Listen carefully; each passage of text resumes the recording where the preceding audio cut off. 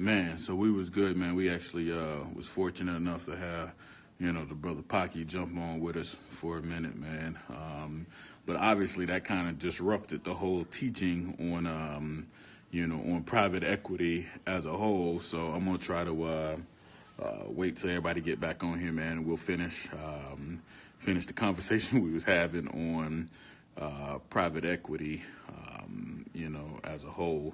And then, kind of move forward from there. But I hope that you all, was able to kind of get some of them nuggets, from that, that last live, man, and just sitting and, politicking with that brother and, just getting an understanding, from, his side as to the mental aspect that's necessary to be a successful, entrepreneur as a whole. So, again, hopefully that was beneficial, to you all. But, what we're going to do in a moment, as soon as we populate with enough people, we're going to finish this conversation out, on the private equity area. While we wait, and I'm going to go ahead and answer some of these questions that we got. Trace Nash, what you got? How do we structure employment agreements? So I don't have my other computer with me, but what I will do, Trace Natch, is that I'll upload some way, shape, or form. I'll upload some agreements, some employment agreements that I have. But you literally, man, can actually, go through and acquire,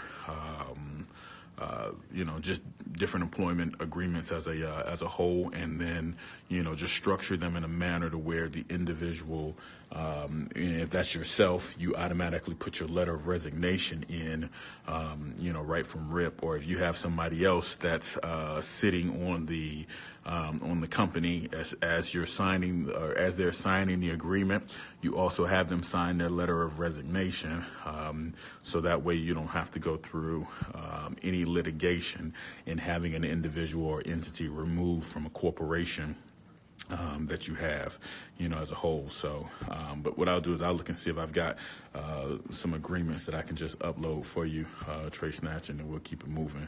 I appreciate all y'all for jumping on, man. Like I said, the last live, we started talking about private equity, and just kind of going through the outline of private equity, and then was fortunate enough to jump on with my brother Pocky, man, and want to take that opportunity to kind of just go through that with you all. With him on the line. But what we'll do is we'll finish up on this live. We'll finish up with private equity as a whole, and I'll work to kind of just explain that. Again, while we're waiting for everybody to populate, I'll go through and I'll answer some of these questions.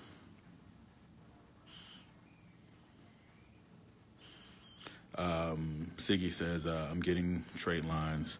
As you said, my credit is already 700. As is, what's the next step to purchase these businesses? The next step, once your credit is at a point to where you're able to pull down enough large lines of credit, then that would be the next step.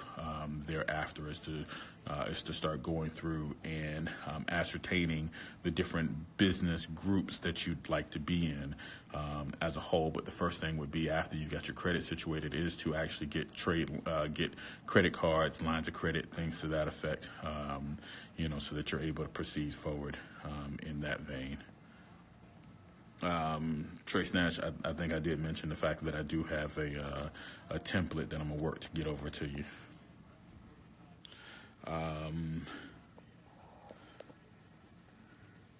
What does private equity mean? I think that's probably a question for Siri more than anything else. But private equity is basically being able to hold equity in a company, but in a private capacity. I mean, obviously there's a public equity, equation as well. So that's you buying shares of a publicly traded, company. But private equity is more so acquiring shares or stock in a company and holding it in a private capacity is, essentially what that particular area is. Thank you guys for posting the website for me. I will leave the first live up so you all can actually go through that. I think that it's a real powerful area, for you to go through.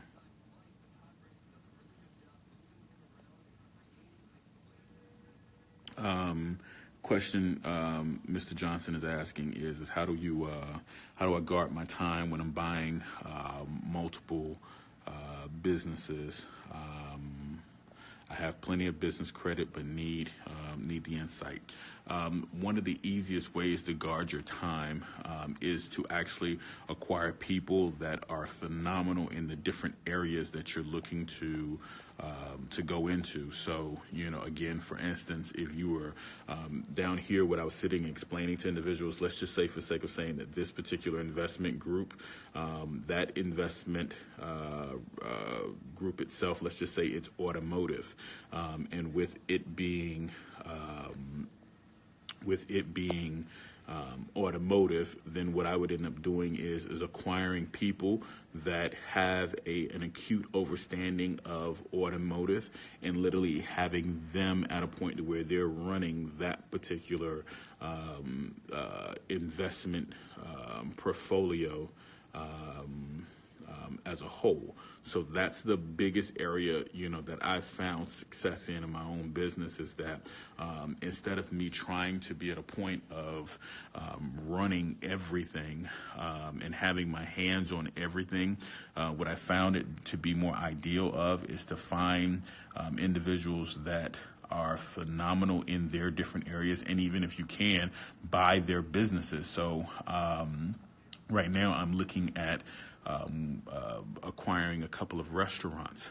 I don't want to run the restaurant, business as a whole. So what I do is I kind of started to interview people that are selling their restaurants, and just trying to find out why they're interested in selling their restaurants, see who I have some type of kindred spirit with, if you will, and then I work to essentially invest in them. So sitting and saying, hey, okay, I'll buy your restaurant, but what I'll do is that I'm going to make you, this is my restaurant division here of the private equity. I'll make you the head of the restaurant division of the private equity. Go ahead and pay you a salary for this particular, to run this group, and I'll give you some share ownership in this particular group. You handle all of the running of this particular vehicle, and then now I only have, when I'm concerned about what's going on with my restaurants, I have one person to go to, with regards to the restaurants. I don't have to deal with all of the individual restaurants as a whole. So that's one of the ways to be guarded with your time, is that you treat. See, the thing I think a lot of people miss is business is business is business is business is business. The only thing that changes is the product and service. But if you understand that business is business is business, then you literally can interchange every business itself with another business, and the personnel, you can interchange them. Largely because, for instance, with our sauce business that we're working to develop and cultivate right now. And I think we got the CEO, of our sauce company, on here right now. The thing is that what I'm working to build around that particular business is all of the marketing that is necessary, the marketing, the adequate distribution of the product, the accounting, the legal, area that's going to be needed in order to be able to continue to progress that business forward, so that it can effectively flow with whatever the vision is that she may have with regards to the business, itself. So again, those same people, from a marketing perspective or a legal perspective or an accounting perspective, those people can be interchanged with, with a cosmetic business that, we may effectively acquire, or, an automotive business. Those same people can be interchanged with regards to those businesses. But what I'll need is I'll need one person that essentially has the thought, has the spirit, has the they are that particular industry. And so that's what each one of you all need when you're sitting and you're making a decision as to what, different areas to invest in. But for everybody, that follows me and everybody that's a member of the 500 Freemen, and without question, all those that are a part of the 300 Freemen Trust, then what you all actually are is you are this. This is what you are. All of these other things, if you will, they're just extensions. They're just appendages of you. You are this. Okay. And so in being a private equity firm, you then have the ability, you can develop and cultivate, your limited partners, or you can think of this limited partner area, think of it as one or two things. It can be credit cards. It can be credit cards. It could be lines of credit. It doesn't have to be it doesn't have to be individuals. It doesn't have to be corporations. It's just segmented to where the capital from, let's just draw a little box here. The capital from this particular box, let's just say this is $100,000. This money only goes towards investments in the automotive industry, if you will. So this $100,000 only goes towards that. So when you develop your prospectus outlines the fact that the money is only invested in these types of projects, as a whole. And the money being invested, let me make sure that I clarify these words for you, because when I'm saying investment, I'm saying it in the sense of acquisition of equity in the actual business itself. You understand what I'm saying? When I'm saying investment, I'm actually saying, let me move that arrow for you. When I'm saying, hopefully that's close enough for you. When I'm saying investment, I'm speaking in the sense of acquisition of equity. So I'm not talking about, hey, let me invest $10,000 in your business and you just give me a return on my investment type situation. That's not really what I'm speaking on in the sense of private equity. That's really a loan. Private equity or equity acquisitions as a whole is really the fact that, hey, I'm gonna put $5 into this business and I want $5 in shares, of the business, and or whatever it is with that's deemed fair for that particular business. That's what the actual equity realm is as a whole. What I have constantly been at a point of encouraging all of you all to do is to actually get your credit right, get your credit together, because your credit right and your credit together will essentially allow for you to be a private equity partner and run a firm at the same time, if you will. So, and here's what I mean. Let's say this little box up here that I was sitting and saying it's $100,000 box. This $100,000 box, this could be your family.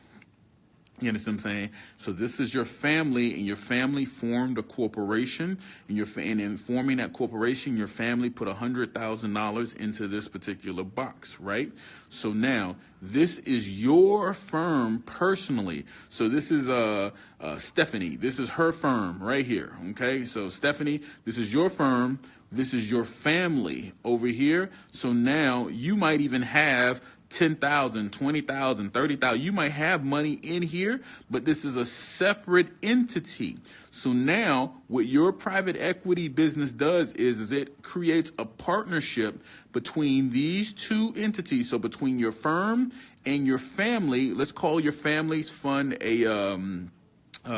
what's called a family office. So let's call the money here, it's a family office fund. So the money here, and the corporation here, and your firm here, is going to formulate a partnership.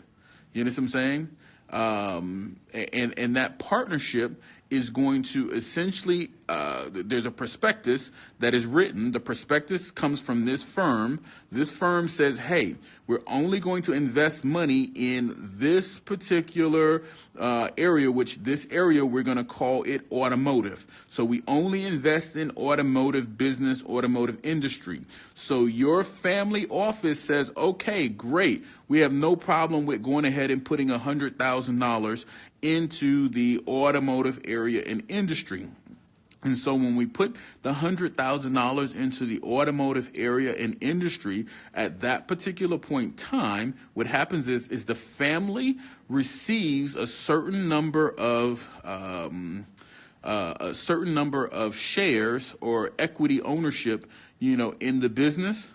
You understand what I'm saying? They get a certain number of shares of the business itself, and the private equity firm gets a certain number of shares of the business itself, in ownership. And so now this firm hires all of the management that is necessary to run any automotive business that's acquired over here. So let's just say that you end up in this, you buy a car dealership and you buy a paint shop and you buy a repair shop. Okay, so you got 3 businesses that you bought with the $100,000 here. Those 3 businesses, you'll hire one person that will essentially oversee those 3 businesses, because the only type of business that you're going to buy as a private equity group is a business that's already running in this particular leg. You don't buy anything that is a startup. You don't do any startup businesses in this particular area.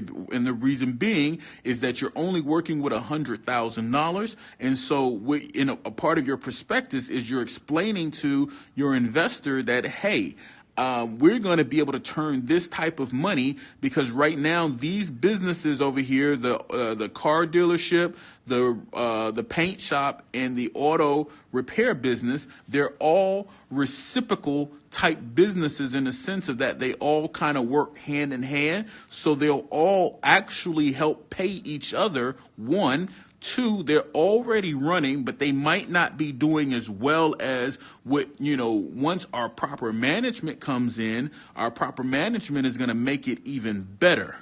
So once our management comes in, that will essentially expand the revenues that's generated on all of these businesses that are already. And so from there, what ends up happening is that now the family office up here, they sit and say, okay, great, no problem. You guys go ahead and manage it, and we will do 2 things. 1, you guys have equity in the business, 1, and 2, we will pay you all. So the family office will actually pay a management fee to the private equity firm itself. And that management fee usually is no higher than about 3% of what the investment value is. Usually no higher than 3% of what the investment, what the private equity, what the family office is investing in. So it's usually no more than 3%. So now the private equity firm takes that 3% money and they use that 3% to pay the manager that oversees all of these businesses, if you will. That's what they're using that money for. Okay. And so now, again, when any money is made from these businesses, that money comes back and it starts to pay off. 1, it pays the dividend to the family office that's up here. And then it also pays dividend to the private equity fund that is up here. So now you're at a stage to where you start to have, because you bought businesses that generate money already, you start having dividends come back in an immediate setting. That's how your private equity firm works. Now, again, I just used one side. Then you can talk about the fact that there may be 3 or 4 different legs of the private equity business. So you might just be automotive here with this 100,000, but then you might have met some other rich dude or whatever have you that he's like, oh, I got $10 million, and that $10 million, he might only want to invest in technology. So you create a prospectus that's geared towards only investing in technology. Again, the same thing is applicable, that a management fee is paid to the private equity firm. You know what I'm saying? And in conjunction with a management fee being paid to the private equity firm, dividends is paid to the private equity firm, and it's paid to the rich guy that invested $10 million. So I'm gonna back up for a minute. Let me see if I can answer any questions that you all have. All right, Trace Nash. Let's see. You lost me with the dividends and the management salary. Okay, so the management salary. Remember, this this group here that had the $100,000, they're investing $100,000 into this automotive industry business down here. That $100,000. Let's just say the private equity group charges 2%. 2% money. So 2% to manage this investment as a whole. That 2% management fee, let's see, 1% of 100,000 is what is it's $1,000, so 2%, so $2,000. So they charge $2,000 annually or monthly or whatever the agreement is structured. They charge $2,000. The private equity firm charges the family office $2,000. So instead of the private equity firm using that money to keep it in-house and say, oh, this is our profit, they take that $2,000 and they pay whoever the manager is that's managing all of the automotive businesses, if you will. That's where that money goes. Do you understand? Trace Nash, let me know that you understand what I'm sitting and describing. Siggy, is it possible to be a private equity firm and a limited partner at the same time? Yes. So again, think of this limited partner. Think of this as your family office. Think of it as a family office. So you might have, personally, you might have 10,000, 100,000, whatever. You might have $10 in that in that family office as well, but you're not managing the family office and managing the private equity firm, because that's a conflict in interest in trying to manage, both, if you will. So you're managing one or the other.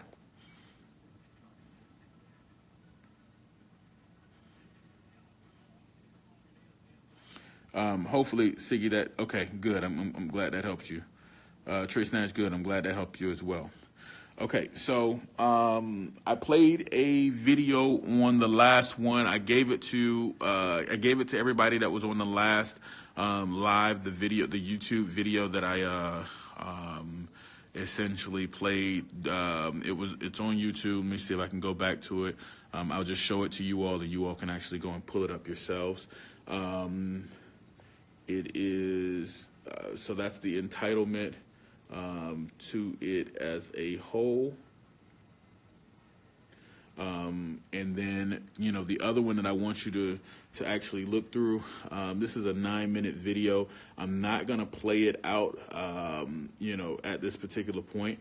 But what this kind of explains is one of the things that I'm doing right now with my own business. The Rockefeller managed to build a monopoly by way of the fact that he moved things in a vein that allowed for him to be able to flex the price points in such a manner that people had to they were forced to essentially do business, with him, if you will, or they wouldn't be able to run or operate or sell their products and so on and so forth. And that happened because he bought so much of an industry. So that's essentially something that I'm doing right now in different industries, in a unique capacity, in the sense, or in the vein where a lot of the stuff that I'm acquiring, I'm just acquiring the actual debt of the business, which the debt actually controls it has a seat on the board. The debt not only has a seat on the board, but it also has the ability that in the event that the debt isn't paid in a timely capacity, I have the ability to immediately foreclose on the actual shares of the business and be able to seize control over the business for typically less than what the actual value of that business would effectively been. And the way that's done, or how how that's performed, is literally by way of the fact that the business needed money in order to be able to progress forward. And in order to be able to progress forward, again, it's structured in that particular manner and vein. Now, what I recommend everyone to do is to make sure that anytime that any deals that you're building, that you build a deal that has a win-win in it for everyone, because win-win, essentially allows for that, business to thrive, in that relationship to thrive in a forever and ever capacity, versus trying to structure one-sided deals, if you will, that's only in your favor. I would very much so work to structure things that's in a win-win capacity. Let's see. If the profit goes to partner or PE, and PE fees go to the management, how does the PE profit in that equation? The PE profits in that equation because, think about it, and this is something that I want from want for all of you all to do. Trey Snatch, you got to process the information. If you're not processing right now, think about it. This private equity group now, I just used a smaller fee. It could be in a lot of instances. It's a larger fee that happens, but I just used a small fee. But think about it. If this group is the group that provided the money, they bought equity in this business, but in conjunction with this group managing this business, they negotiated equity in this business. So therefore, the private equity group has shares. The family office has shares. So when dividends is paid to the private equity group, and dividends is paid there. But the private equity group technically didn't put up any money to actually have ownership in this. You see what I'm saying? So basically, you have ownership of a business and you didn't put up any money in it. All right, let's see.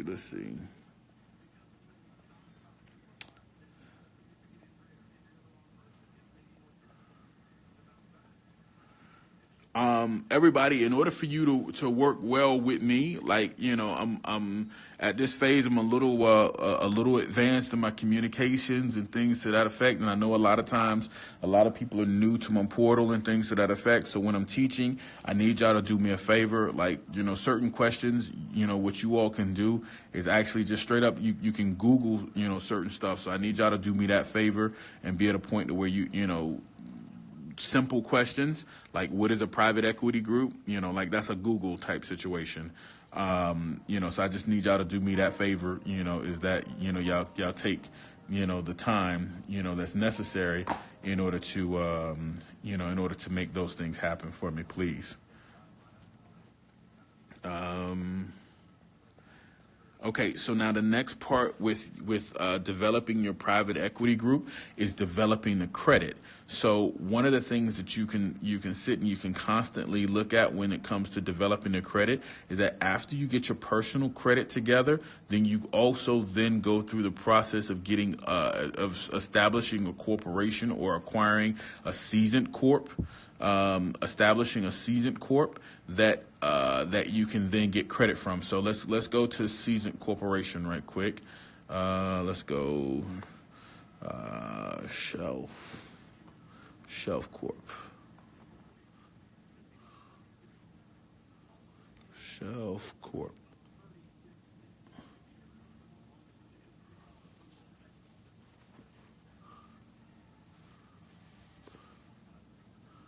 Let's see. Okay, so we got Shelf Corp, right? So the first one we'll just go to Wyoming Age Corporations. I'm not necessarily recommending these people. I'm just sitting, and this was the first one that kind of popped up. So we're going here to see about Shelf Corps. Let's see. So they have it listed out different, whatever states it is that you want to buy the companies in. Let's see if they have a total list of companies. Contact, protect. I just want to see if I can get a quick listing of companies that they have. So we'll just go right now with Alaska. Let's see if they provide a list. If not, then we'll skip to the next website to see if there's a list that's provided. Okay, so here's a list of corporations that they that they have. Let me go down to prices. Bear with me, y'all. I'm just literally jumping on here on this page. It's been a while since I've sat and I've looked at their page, and they've changed it up. Okay, here we go. Age Shelf Corporations. All right, here you go. Age Shelf Corporations. Here's a list of companies that they're selling. So here you can see it's the name of the company, and they tell you how long the company's been in business, and then how much they're selling the corporation for. So what what you do is let's go down to, we want a 2-year company. So we'll go down and we'll find a 2-year company. This is 07. Okay, 2-year. We're in 2018. Okay, here's a 2-year company. So, I'm sorry, 2-year company is right there. So 1116 is a 2-year-old company.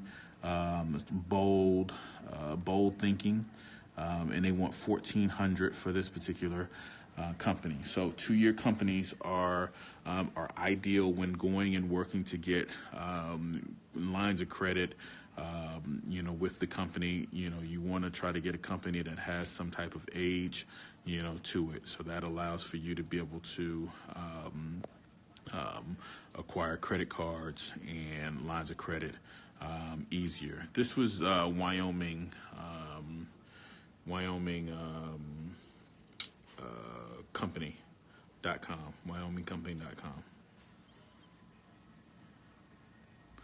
So, again, on the side, you can see where the age of the companies are, and then you can see how much the companies are based on the age. So the older the company, the more the company costs, the older the company, is. So as you can see, I kind of scroll down and we get into, here's a 2005 company, and they want $9,000 for that 2005, company. So that's how that works.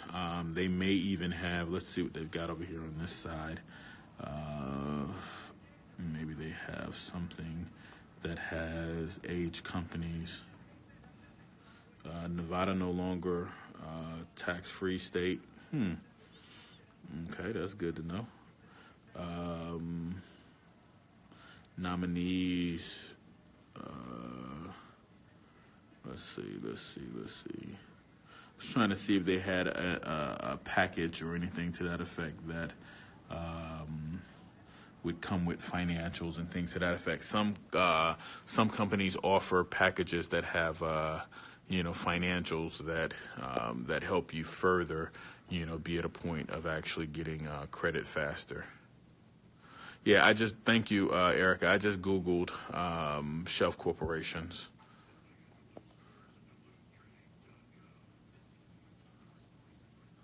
Banks can, see the inactivity of a business. What I've described to people is 2 things. One, if you're going to have a business that does any kind of merchant services, then as something, a common practice that I have, something that you can think about whether or not you want to do it in your own right and respect. But any companies that I have that do merchant services, I actually allow the companies to go into inactive non-compliant status.